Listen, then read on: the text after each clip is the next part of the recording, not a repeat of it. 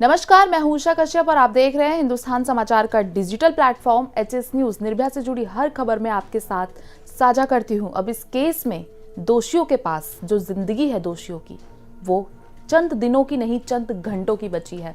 कुल मिला जुला के दोषियों के पास अब 48 घंटे भी नहीं बचे हैं, लेकिन फिर भी आपके सवाल लगातार कमेंट्स में आ रहे हैं। आप मुझसे भी पूछ रहे हैं कि 20 को फांसी हो जाएगी, 20 को फांसी हो जाएगी, एपी सिंह क्या चाल चलेंगे। इस तरीके के जो आपके ये सवाल हैं उसके जवाब मैं आपको दूंगी। साथ ही मैं आपको ये भी बताऊंगी कि इस समय जेल में दोषियों का क्या हाल है। जो सबसे बड़ा सवाल कि एपी सिंह आईसीजे यानी कि इंटरनेशनल कोर्ट ऑफ जस्टिस में इस केस को लेकर जाएंगे, ये सवाल आप सभी के जहन में बना हुआ है।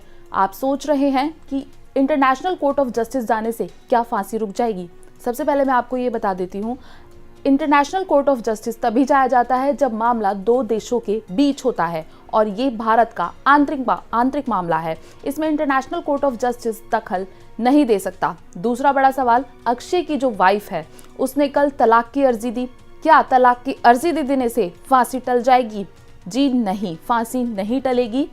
अर्जी तो दी है, वो एक अलग केस है और ये एक अलग केस है जिसमें फांसी की सजा मुकर्रर कर दी गई है।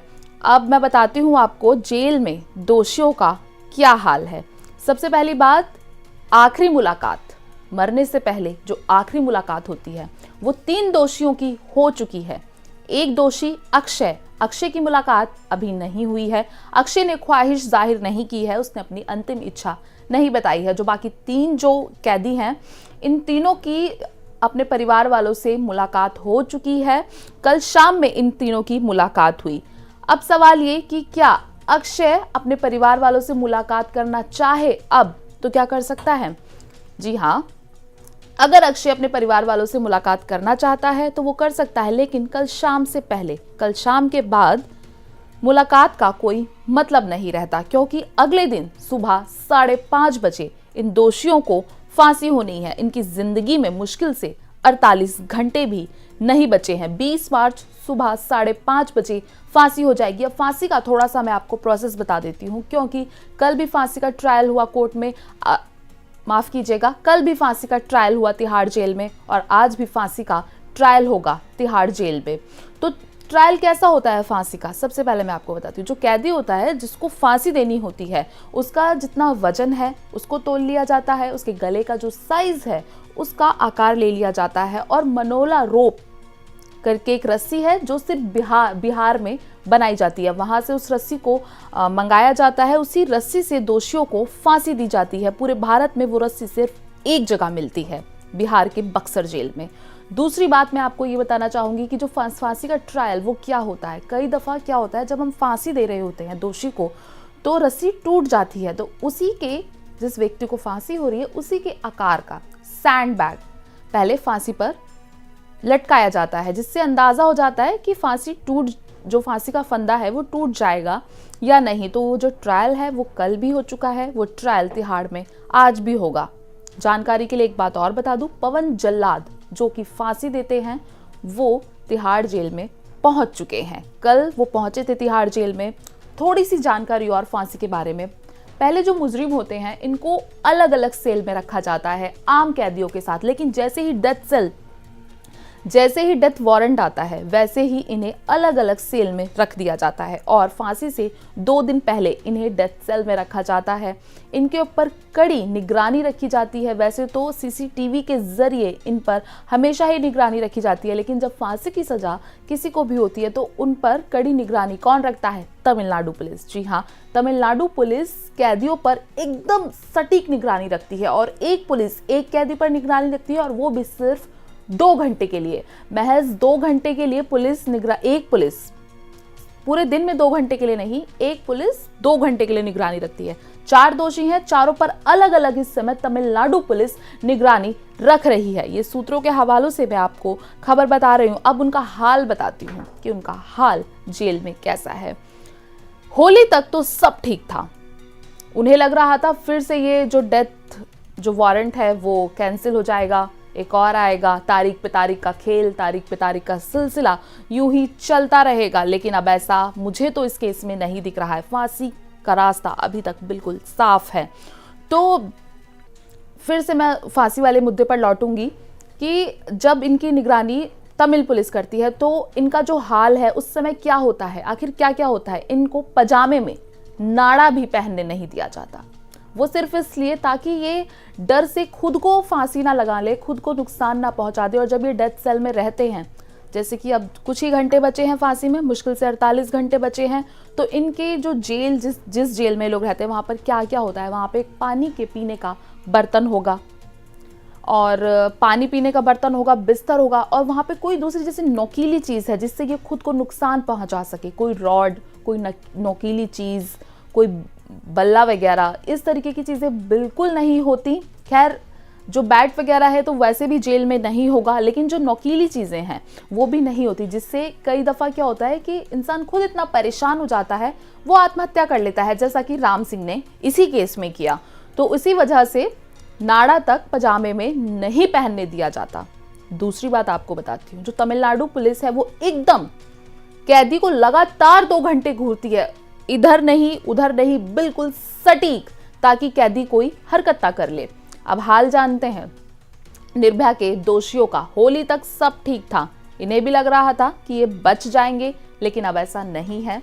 मुझे लगता है कि फांसी 20 मार्च सुबह 5:30 बजे हो जाएगी, लेकिन अब इनका हाल कैसा है? इनका हाल बेहाल है। खाना पीना इन्होंने कम कर दिया है, आपस में बातचीत भी इन्होंने ना के बराबर कर दी है। अक्सर ये लोग घबराए रहते। इसमें जो सबसे ज्यादा घबराए हुए हैं वो है विनय और अक्षय। जब भी इन्हें खाना दिया जाता है, जब भी कोई जो भी जेल का व्यक्ति है वो इनके आसपास से गुजरता है या फिर आता है, तो ये सीधा पूछते हैं अपने केस के बारे में। क्या हुआ? फांसी टली? कोई पिटीशन दाखिल की गई? मेरे वकील आए, मेरे वकील का कोई मैसेज आया, मेरे घर से कोई आया? विनय और अक्षय ये दोनों बहुत ज़्यादा इस समय घबराए हुए हैं।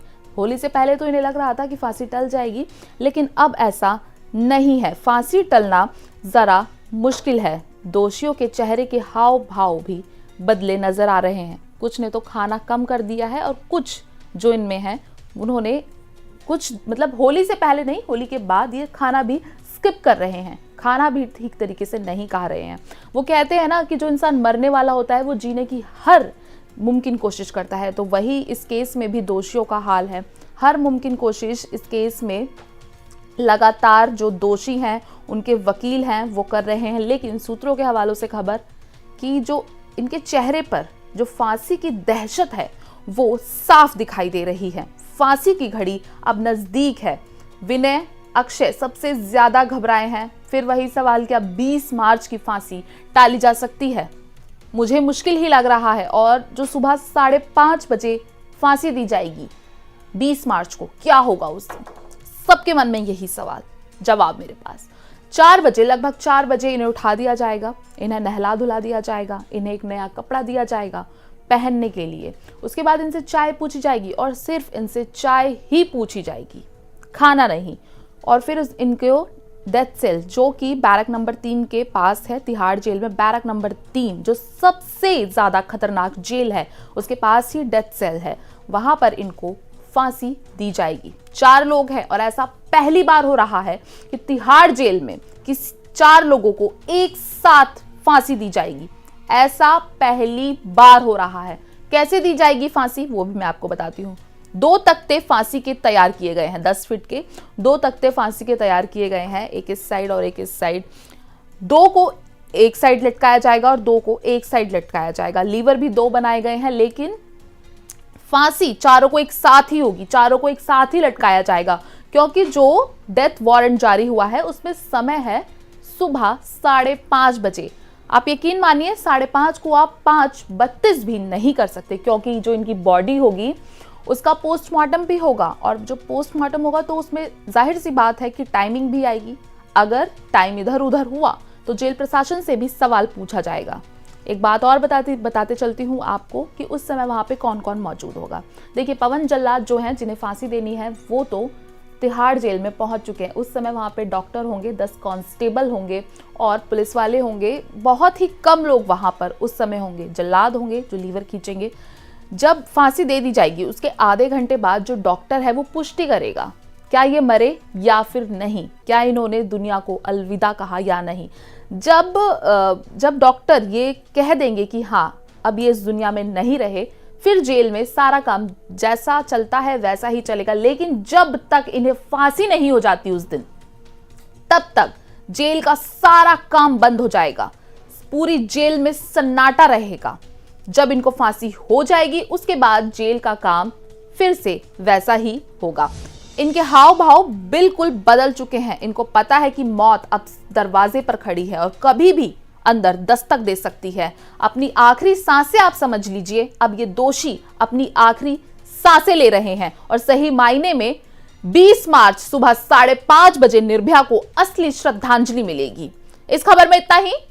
धन्यवाद। देश और दुनिया से जुड़ी सभी प्रमुख खबरों के लिए हमारे चैनल को सब्सक्राइब करें और लेटेस्ट वीडियो पाने के लिए बेल आइकन को जरूर दबाएं। साथ ही हमारे वीडियो को लाइक और शेयर करना ना भूलें।